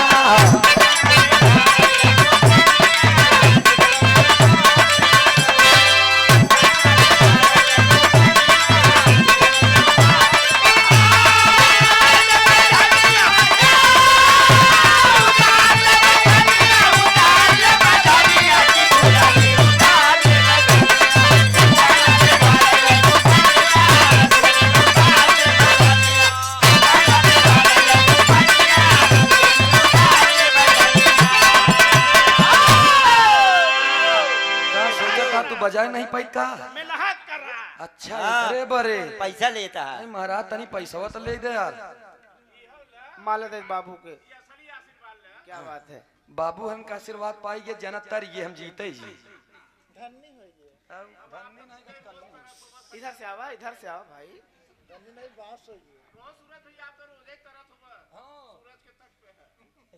निहुर जा रहे ये देखे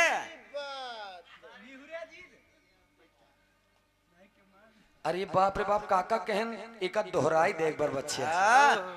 आला एक लाइन हम अपन गाय देते ही देख ले। अरे दुल्हन बीमार हो गई काका,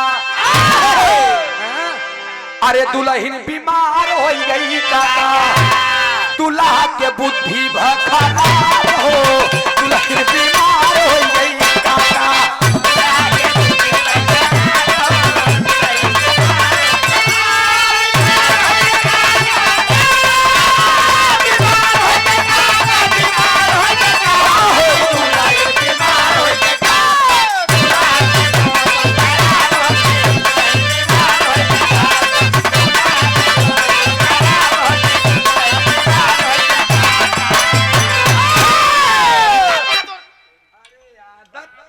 बम का जाता है यार। और ये 100 रुपया का पुरस्कार हमारे समिति के अध्यक्ष हमारे बाबूजी श्री राजेश भारती जी, सुने वाले दोस्त, ये एक्टिंग रही हमारे बड़का भैया प्रेमचंद जी की। तो हम सबके एक्टिंग ऐसा नकलव करे में अकल लागत है। यही बारे हम ढेर रूप दिखाई दी थी ताकि क्यों हमार वाली न कर पाओ भाई। बहुत बहुत नमन प्रणाम, आशीर्वाद दे, हम बच्चे कला में कामयाब रहे, चाह रहे खुश रहे, आबाद रहे। लेकिन तनी हमारे गीत पे ध्यान दो, होत का बाप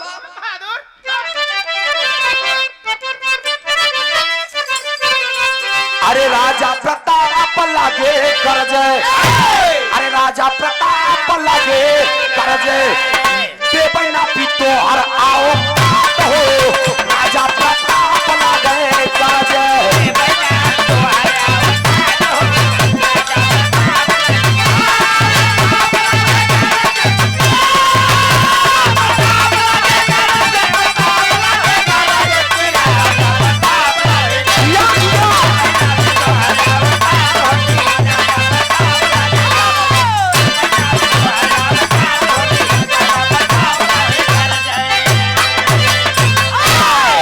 राजा प्रताप लागे गरजे, देखब हम तोहरी औकात हो राजा प्रताप लागे। बतावत है अंतरे में कब बताएं?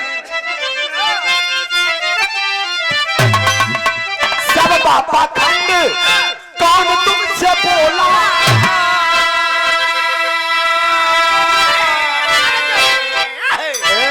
सब बापा खंड कौन तुमसे बोला, तेरी बंद आंखों को अरे किसने है खोला। अरे राजा प्रताप लागे गरजे, राजा प्रताप लागे गरजे, देखा बात तोहरी आओ हो, राजा प्रताप लागे गरजे।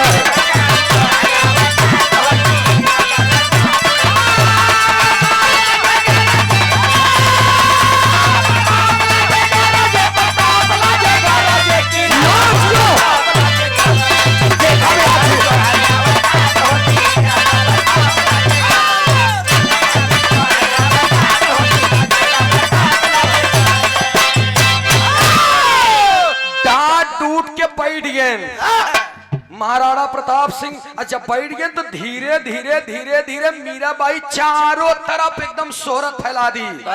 केकर बनारस से चल करके गई है चित्तौड़गढ़। अब जब हुआ जा करके चारों तरफ एकदम हल्ला हो गया, अरे यार मीराबाई बताती है ऐसी ऐसी बात है, यही बात बा। और मीराबाई से सवाल जब किया गया तो मीराबाई गरज करके एक बात कहती है कि यार राजन मैं छोड़ दूंगी, उनके पक्ष में बात रखना। किस दिन?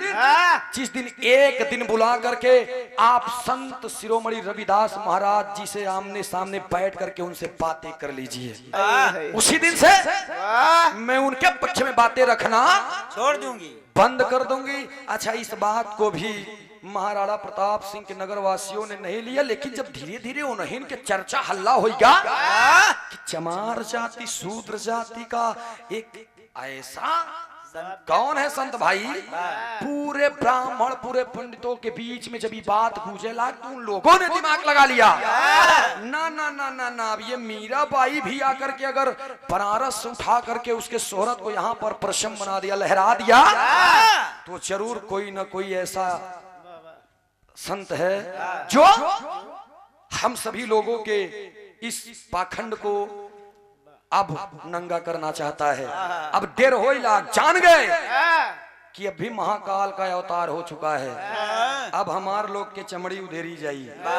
सभी लोगों ने मिल करके, अच्छा एक बात हमरे ना समझ में आवत बेनी भैया, रामायण में चले जाइए, रामायण में चले जाइए तो जो पत्थर है, पत्थर का मार्ग बना दिया गया पूरा रामायण में, यानी कि समुद्र में पत्थर का मार्ग बना दिया गया, पानी में पत्थर तैरा लाग रामायण में, त्रेता में। और द्वापर में मतलब पत्थर डूब जाए चाहिए वो तैरा लाग, और द्वापर में जौन गेदा तैरा चाहिए वो कन्हैया जी फेंक रहे तो डूबी के रहन।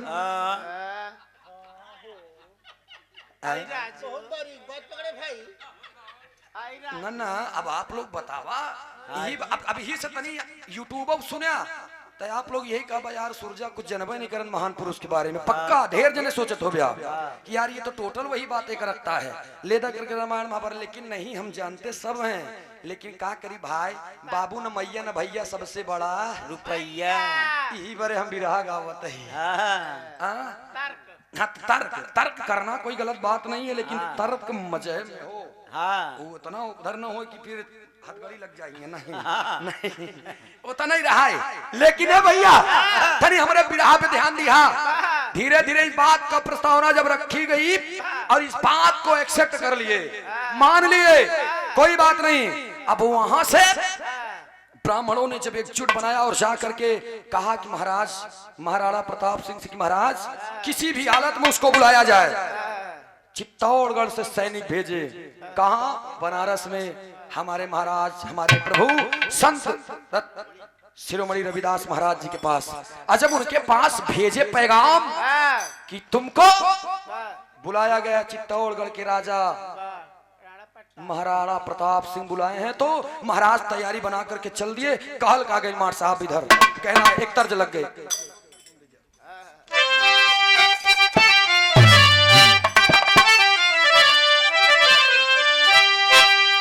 तर्ज सुना है आप लोग? दीपावली के बाद जो ने त्योहार आवा था, एक मिनट, जेका एकादशी कहा था। एकादशी के दिन दाई माई काकी बहन बिटिया हरेन लइके एक एक लाठा के गन्ना चूहा थीन और ओके सूप पीटा थीन, कहा थीन दलिद्दर खेदा तही, कहा थीन ना। सवेरे सवेरे 4-5 बजे मुड़े पे फट फट फट फट ढम ढम ढम ढम फट फट फट फट ढम ढम ढम ढम पीट के एकदम धई दे थीन। ऐसे कौनो मेहरारू रही पीट पाट की आए और 90 वर्ष की, 90 वर्ष के बुढ़ऊ रहन। अब उनकी पीट के जब लौटी मुहारे के लगे आए, देखत कि काका वो नई नई आंखें खुलाए रहा, करिया करिया चश्मा लगा कादर खान के नहीं बैठा रहा यूं ही हाँ मुहारी पे। तब तक दुल्हनिया आए और कहे तो चली आए। आज जब बुढ़ाऊ देखें कौन यार ये चूहा कौन फच फच करत। आज जब इतना देखें तो तनिक चश्मा उठाए ऊपर कहन जी बापू जी करिए अकेले हुलत है तो ना ना देव तोर बुढ़ाऊ भाई तकत है ते हुलत परी है रे करे पतो ही या मौका न चुसो बेकार तोरे तो दांत भाड़ है ये नहीं बुढ़ाऊ। अच्छा पतोहिया जब इतना बात सुनेस दौड़ के लगे कहा ए बाबू तो का बहुत देखा था का बाबू कहना ये बाप अपने जवानी में बिन खोदा ही नारा डाक जा रहे पागल हमार बात सुन, ई घरे के मालिक हम है, हम जैसे जैसे कहा तू वैसे वैसे करा। कहन हम का करी बाबू? कहन जौनी गन्नवा के ले चुहतिया एमे बांटा, कैसे बांटे बरे कहे तर्ज लग गए।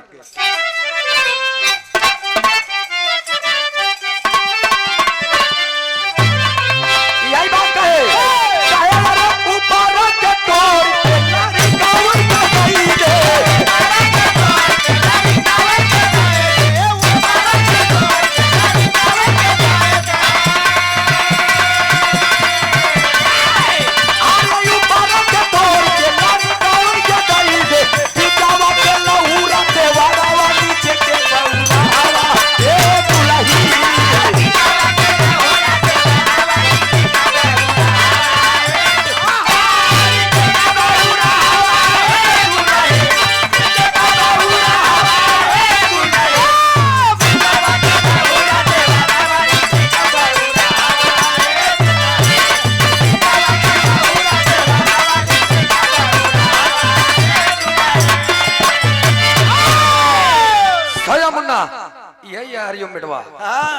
लेकिन है भैया इधर जब बात पहुंचल कहा हमारे प्रभु संत शिरोमणि महाराज जी के पास, तब उन्होंने कण कराइए चलो कहन का मार साहब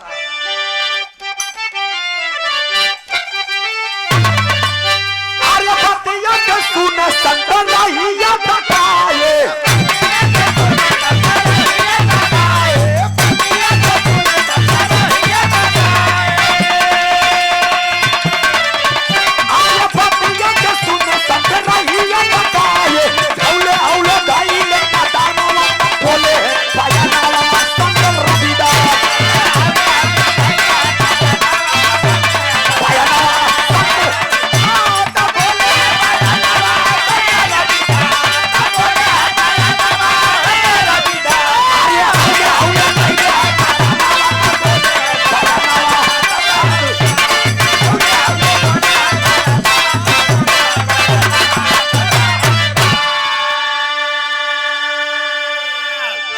के बाद तब रहिया तकाए हौले हौले यानी जल्दी जल्दी धैले हैं कदमवा, बोले हैं बयानवा संत रविदास महाराज जी। बोल देन कोई दिक्कत नहीं चलो कहन अच्छा सैनिक आए तो देखा पुकारा तो टटेरत कैसे हैं महाराज प्रभु संत शिरोमणि आपको चित्तौड़गढ़ में प्रवचन करना है और ऐसा हुक्म हमारे महाराजा राणा प्रताप सिंह जी का है।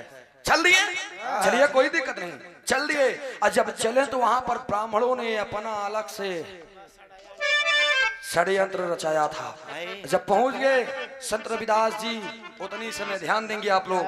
प्रवचन किसी देखा, किताबें दो प्रकार की लिखी गई और दोनों में मिलते हैं। एक में अच्छा बात हुआ है, बात केवल तनी से कियो की बात। एक में मिला था कि वहां पर प्रवचन किए और 4 दिन प्रवचन किए। चौथे दिन के बाद में जब चल दिए महाराज, तो उनको हमारे बनारस में जब वहां से चल दिए, जब नदी क्रॉस करे के भवा, तो नदी के पहले नौका मिलने में थोड़ा लेट हो गया और ब्राह्मणों ने दिमाग लगाया और यहीं पर उनके साथ में गद्दारी कर दी। लेकिन जो मैंने और अलग से पढ़ा, अलग से देखा, उसमें अलग मिल गया।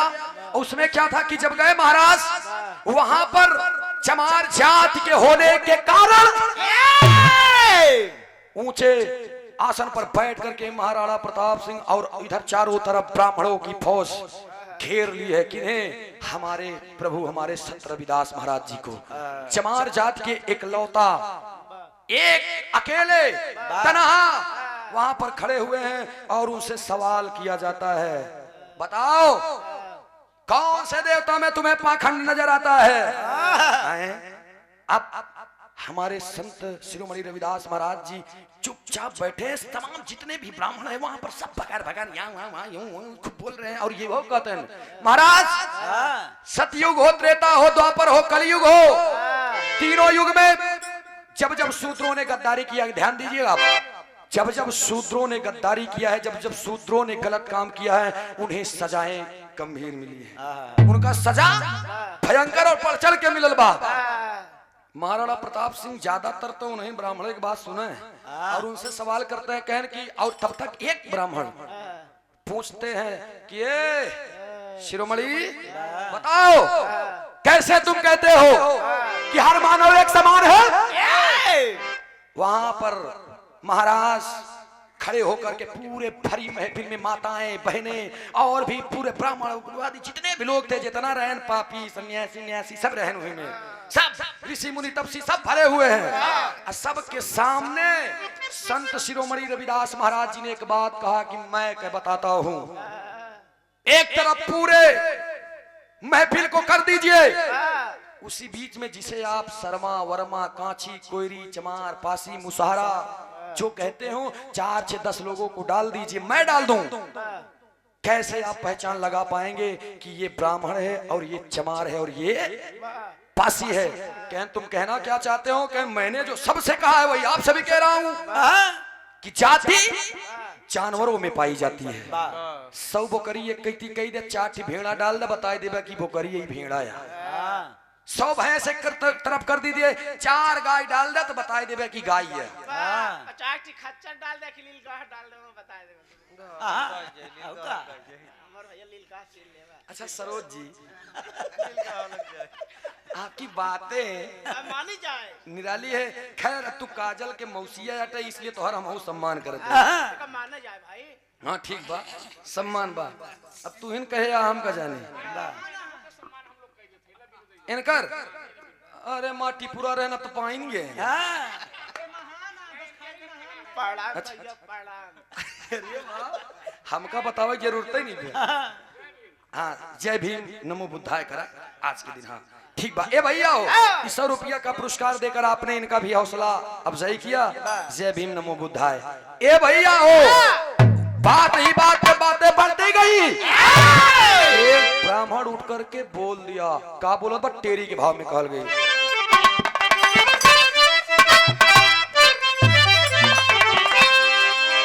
संत शिरोमणि रविदास महाराज जी कहते, मिटऊ भाई जितनी भी भेदभाव बा, मिटऊ भाई भेदभाव के मतिया। अरे मिटाऊ भाई भेदभाव,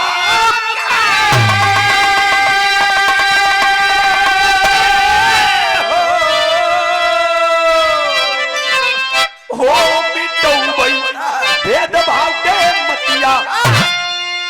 बारे हमारे ऐसे महाराज, बारे हमारे भगवान, हमारे प्रभु संत शिरोमणि महाराज पूरे तरफ से घिरे हुए, फिर भी बातों को जो रख रहे हैं वो बातें बड़ी निराली है। आए आए, अरे मिटाऊ भाई भेदभाव के मतिया, फालतू हैरत ना हो एक ही बातें चलिया।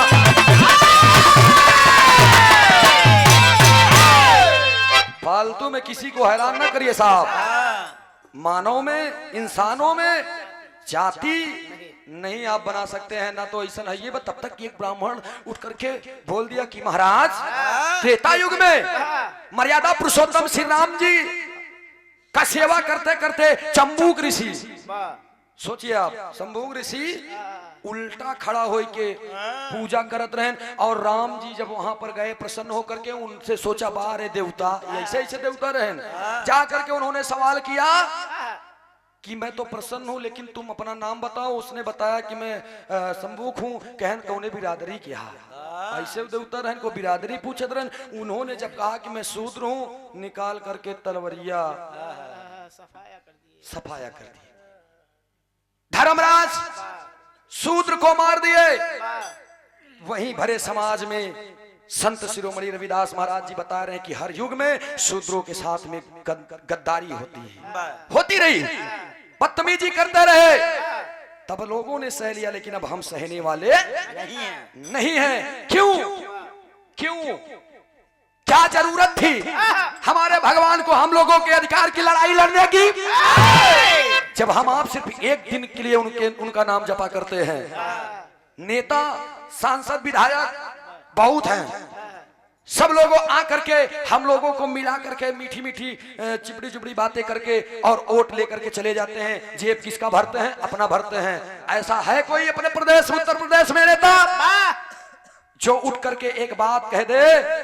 जरूरी नहीं है कि आज हम लोग जयंती मना रहे हैं या जन्मोत्सव मना रहे हैं तो आज ही के दिन कोई भी नेता कम से कम ये तो कह दे कि अपने नगर में, सांसद का एक क्षेत्र होता है, अपने नगर में जितनी भी मूर्तियां बाबा भीमराव अंबेडकर साहब की हैं और प्रभु हमारे रविदास महाराज जी के, कम से कम ना बहुत ज्यादा उनके लिए कुछ करके, लेकिन कुछ ही दिन में थोड़ा थोड़ा समय व्यतीत करके अपने लोगों के साथ में जा करके माल्यार्पण करके एक पिक लेकर के उसे ही सोशल मीडिया पे डाल दें, यही बहुत बड़ी बात है। लेकिन आज के क्या कर रहे हैं लोग जानते हैं?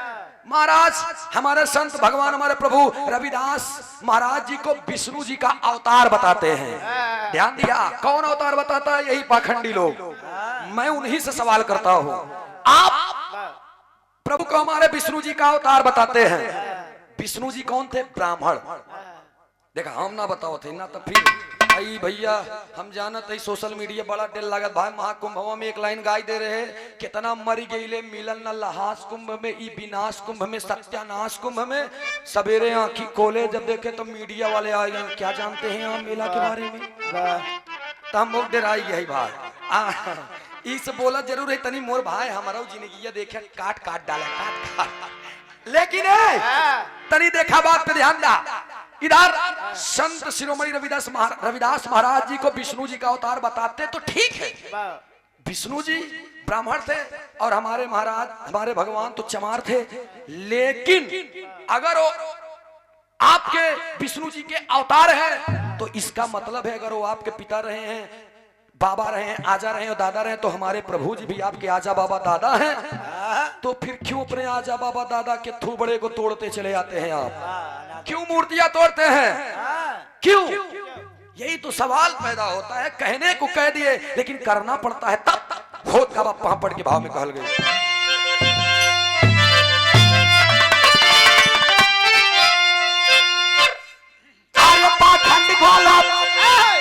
तोड़ देवा हमें माला मुंह ना काला हो, पाखंड वाला तोड़ देवा हम माला मुंह ना काला बा, जिधर से उठी है सबके एक दिन ज्वाला मुंह ना काला बा।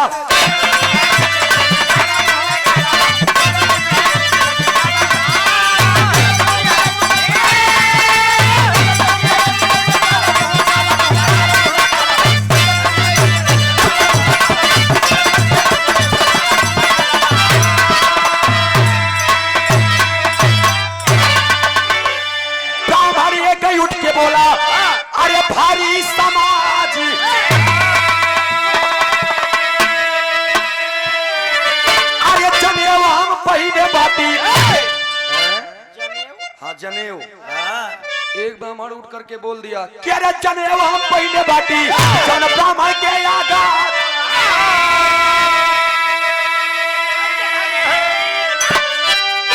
अरे मेरी बात को किसी ने नहीं टाला मुंह न काला। मेरी बात को महाराज इस बात को स्वीकार किया जाए। अरे मेरी बात को किसी ने नहीं डाला मुंह न काला। सबके जिगर से बची है ये कितना मुंह न काला।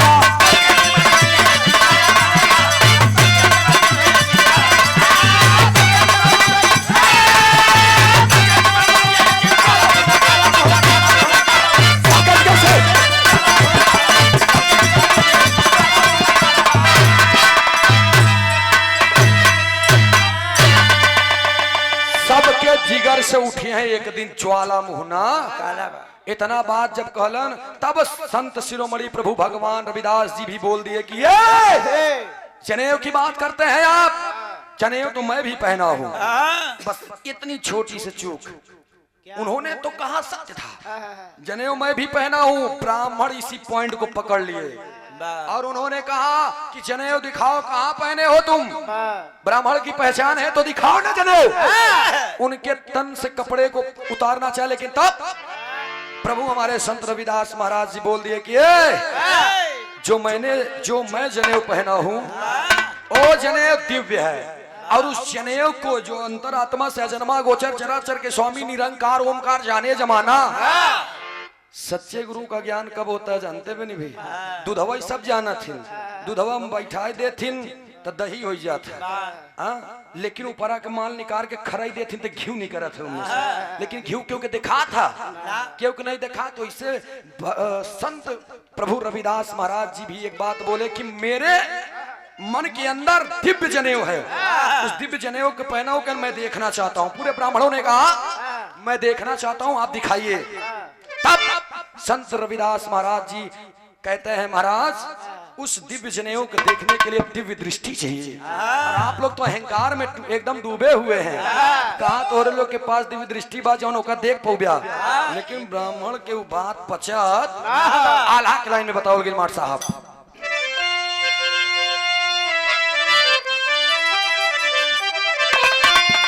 अरे मिलके एक पतियों बढ़ता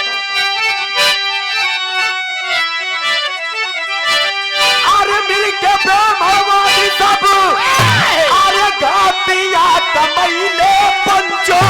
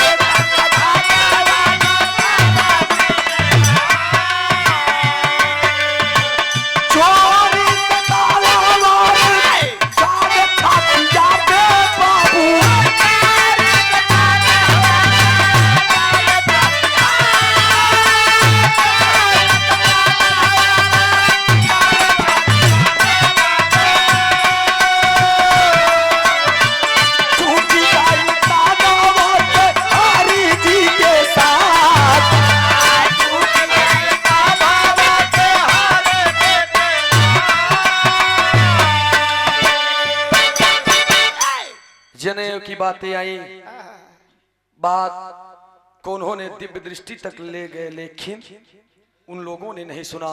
और नहीं सुना देखने के लिए ही पीछे से आ करके और उठा करके चाकू सीधा सीने पे वार करते हैं। और जब सीनवा पे चाकू लागत बा तरी बाप रे बाप हमारे भगवान, हमारे प्रभु, हमारे संत शिरोमणि रविदास महाराज जी के साथ में गद्दारी करते हैं और घात से उनके तन में चलती हुई उस श्वासा को बंद कर दिए और हमारे भगवान हम लोगों से आजीवन के लिए हमेशा हमेशा के लिए अलविदा हो गए। ऐसी आत्मा जो आज इस दुनिया में नहीं है, लेकिन उन्होंने हम लोगों के लिए जो लड़ाई लड़ी उसे हम आप सच में अगर दिल से पढ़ेंगे, दिल से याद करेंगे तो आंखें नम, कलेजा पसीज जाता है दोस्त। ऐसे भगवान रहे हमारे संत शिरोमणि रविदास महाराज। उनकी ये छोटी सी बखान में आप लोगों के सामने उनकी छोटी सी दास्तां मैंने रखा। मैं जानता हूं कलाकार कभी भी सर्वगुण संपन्न नहीं हो सकता। गाने बजाने में, बताने में कोई ना कोई कहीं ना कहीं त्रुटियां हुई होगी। जिसको जहां तक मालूम है वहां तक बोलता है, गाता है, लेकिन जो त्रुटि हुई है आप लोग क्षमा के सागर हैं, क्षमा कीजिएगा अपने इस बच्चे को। जय भीम नमो बुद्धाय। दादा पंधारी के पास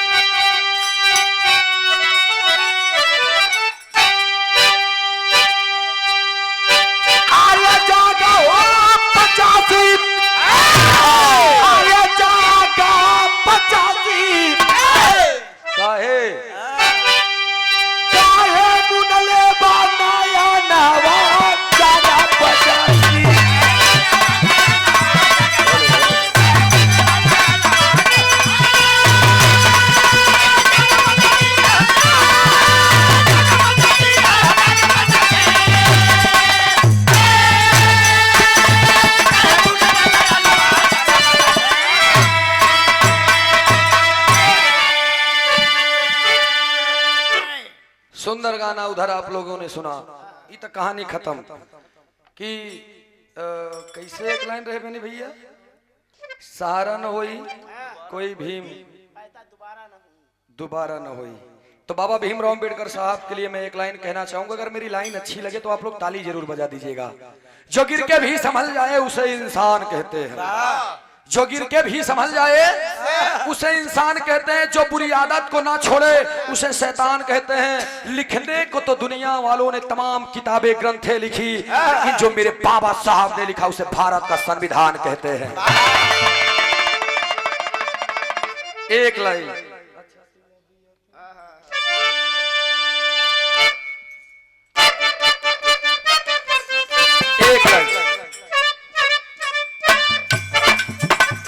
अच्छा सिला दिया तूने मेरे प्यार का,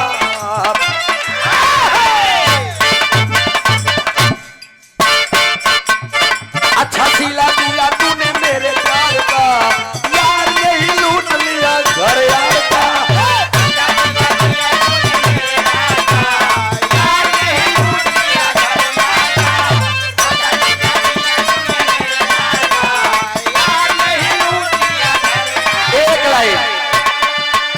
इंसानियत ना दिखे इंसान के बिना। लाइन अच्छी लगी तो ताली चाहिए। इंसानियत ना दिखे इंसान के बिना, मेरा भारत न चलेगा संविधान के बिना। इंसानियत ना दिखे इंसान के बिना, मेरा भारत न चलेगा संविधान के बिना।